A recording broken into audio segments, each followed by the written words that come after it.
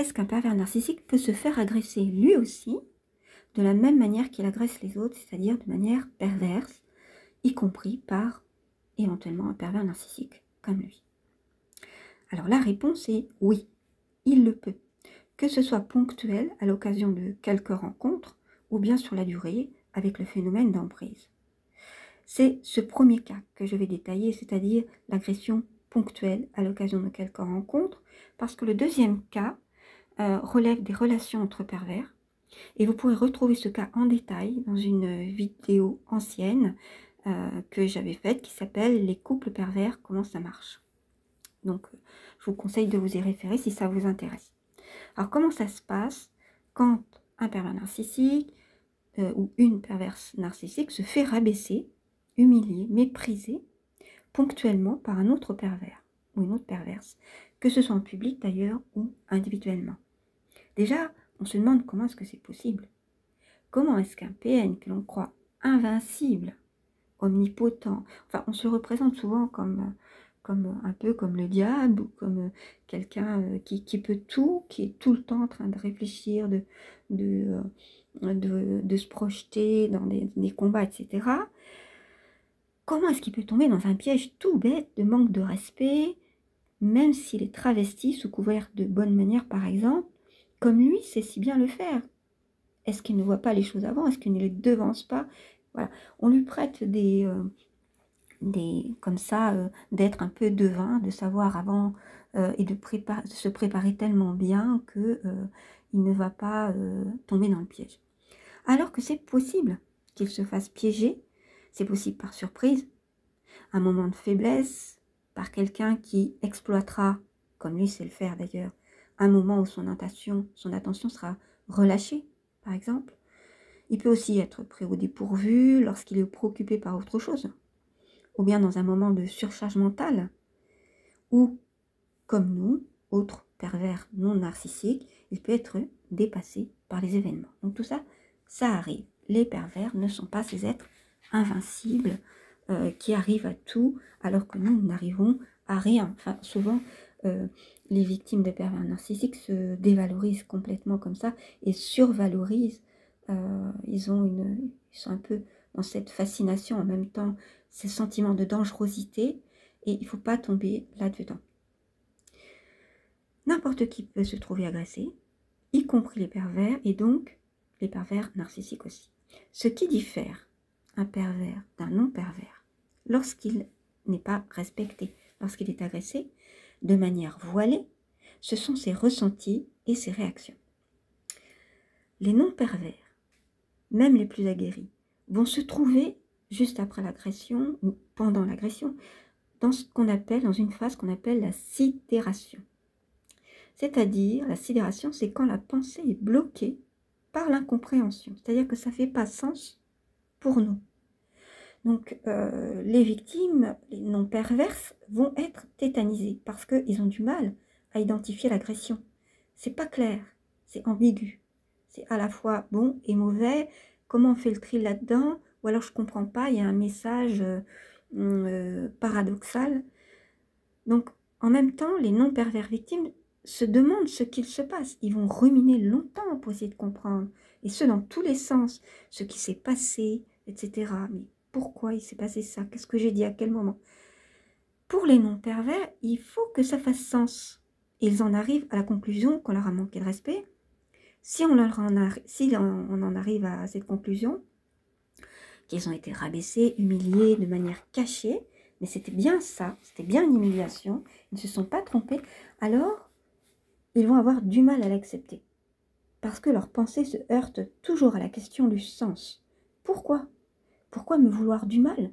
Par jalousie? Pourquoi?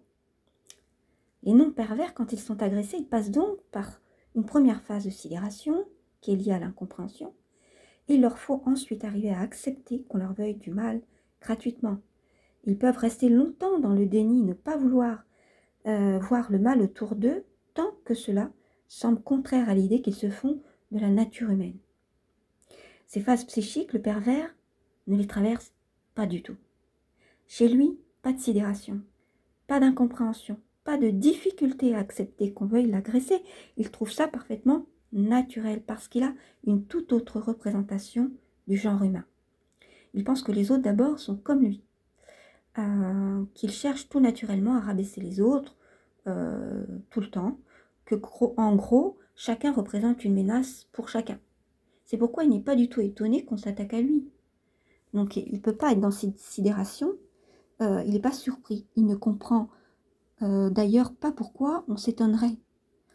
Pour lui, le conflit, c'est le mode de relation naturel. Il se représente les humains comme des animaux qui conservent quelque chose, comme cet instinct en fait, à éliminer symboliquement ceux qui leur font de l'ombre. C'est pourquoi il ne ressent pas cette sidération. Sa pensée n'est pas bloquée. Lorsqu'il est agressé, il ne passe pas son temps à se poser la question du pourquoi. Vous allez voir que ce qui va se poser comme question, c'est comment. Alors au contraire, dès le premier regard, il comprend ce qu'on lui veut. Et s'il ne répond pas, c'est parce qu'il a compris, qu'elle a compris, qu'il a perdu et qu'il est en train de chercher des moyens de se venger. La vengeance, la préparer, décider de quand, comment ça va se faire, décider de s'il le fera, et puis trouver l'occasion et puis le faire à cette occasion, pour se venger de manière au moins égale à l'affront qui lui est fait, car pour lui, c'est un affront. Voilà ce à quoi il passe son temps, où il ne parle pas, il réfléchit, se projette. Donc pour lui, il a tout à fait compris qu'il est dans l'affront, alors que les non-pervers, qui ne sont pas habitués à ce genre d'agression, vont d'abord se demander s'ils ne se sont pas trompés. En fait, mais non, les gens sont naturellement bons, donc je me suis peut-être trompée, etc. Ou la personne, c'est peut-être un malentendu. Le pervers, il sait parfaitement que ce n'est pas un malentendu. Donc qu'est-ce qu'il ressent maintenant? Sur le moment, il ressent tout de suite de l'humiliation. Avant même d'être agressé, il ressent cette humiliation. Il le sent au travers du regard, quelques secondes avant, au travers du regard de celui qui l'agresse. C'est comme un animal qui comprend qu'il est piégé. Pendant l'agression, généralement, il sourit. Il peut, pendant quelques secondes, perdre son sourire, mais il va le reprendre tout de suite pour faire bonne figure. Mais avec le regard, il va montrer de manière très claire à son interlocuteur qu'il se vengera. C'est comme une lueur de défi qui peut générer de la peur, évidemment, chez l'interlocuteur, qui a très bien compris que, voilà, il va devoir en payer le prix. Donc voilà ce que ressent le pervers narcissique. Il ressent de l'humiliation, mais ça dure peu de temps, parce qu'elle est remplacée très très très vite par de la rage. Forcément, l'humiliation est insupportable pour un pervers, c'est ce qu'il craint le plus, et donc se projeter dans l'action, c'est un mécanisme de défense pour lui qui va l'aider à rester courtois, à ne pas montrer qu'il a été touché, ou bien à montrer que justement il va se venger. Il fait la guerre avec des sourires, surtout quand il est en public, mais avec le regard complètement différent de défi pour celui qui sait décoder évidemment, et qui, ce regard, c'est comme s'il disait « tu ne perds rien pour attendre ». Donc voilà, donc les pervers reconnaissent donc très très bien les agressions, contrairement aux non-pervers, surtout ceux qui ne sont pas aguerris. Parce que c'est leur activité quotidienne et aussi parce que c'est leur vie. Ils dépendent de ces combats de coq. Leur existence est remise en question à chaque interaction.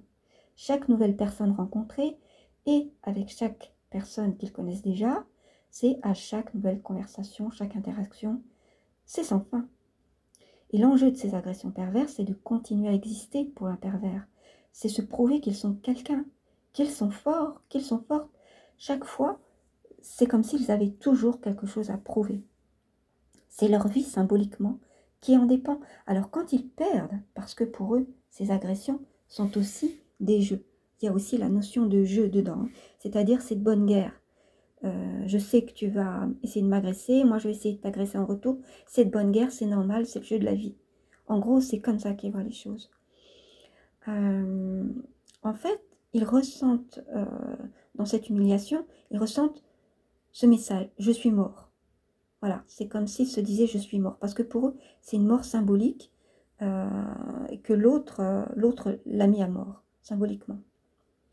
Et même si c'est eux qui agressent, en fait, c'est le même mécanisme de défense, c'est-à-dire que pour eux, ils sont toujours attaqués. Il y a beaucoup de paranoïa chez les pervers narcissiques, hein, comme le dit le docteur en psychologie Ariane Biran. C'est de la défense parce qu'ils s'imaginent que tous les autres les agressent. Ils voient chez les autres des intentions malveillantes. Alors, quand elles sont réelles, bah, c'est exactement la même chose que quand eux agressent. Donc, quand ils sont agressés, c'est le même mécanisme qui est en jeu.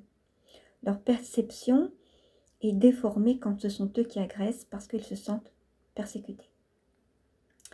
Donc, vous l'avez compris, les pervers narcissiques voient le monde à la manière des prédateurs qui attaquent pour survivre et parce qu'ils se sentent persécutés. Alors que les non-pervers recherchent dans les relations de la compagnie, du partage, apprendre des choses les uns des autres.